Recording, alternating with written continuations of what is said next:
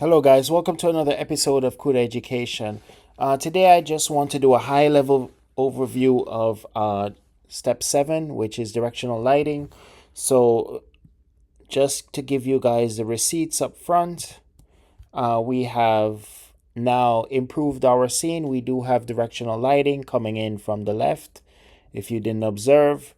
So, the left side of the building is lit, and the front facing side has a bit of a shadow associated with it, right? Unfortunately, I don't necessarily see it on the driveway or anything, but we are getting something a little bit more realistic, a little bit closer to what we would like to see. So this is just a high level overview of the directional lighting thing, Bling Fong. Replace flat unlit textured output with a single directional sunlight with Bling Fong shading.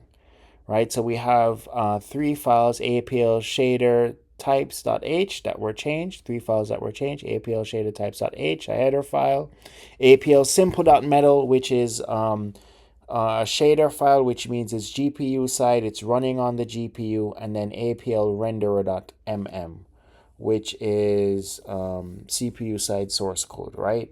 And we have all of the things changed inside of it. What did not change: no new files added, vertex descriptor unchanged, and then all these other files are untouched. And then we successfully ran it. Visual results: sun facing surface is bright, away facing surface is dim, but not black. Specular highlights on smooth surfaces. Scene feels 3D versus step 6's flat look. So we definitely did that. So anyway, guys, just to kind of get the ball rolling and keep people engaged, I'm gonna do these just high level quick videos of each of the steps. We have 16 steps in total, and we are now at step 7, which is directional lighting. Now you guys will have to bear with me.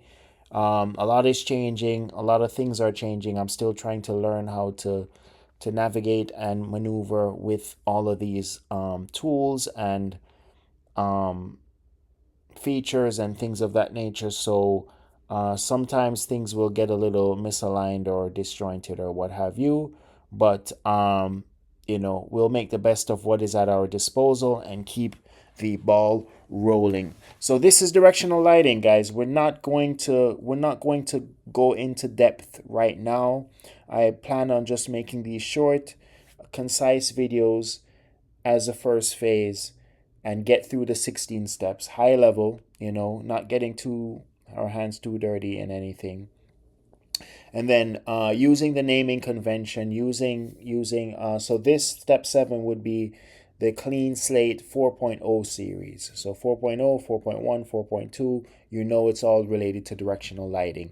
The textured material, which was step 6, is Clean Slate 3.0. So 3.0, 3.1, 3.2, all things related to textured material was Clean Slate 3.0 series, right? So that's the plan. I want to get through to all 16 steps, visually see what changes in each of the step as we proceed, and then we could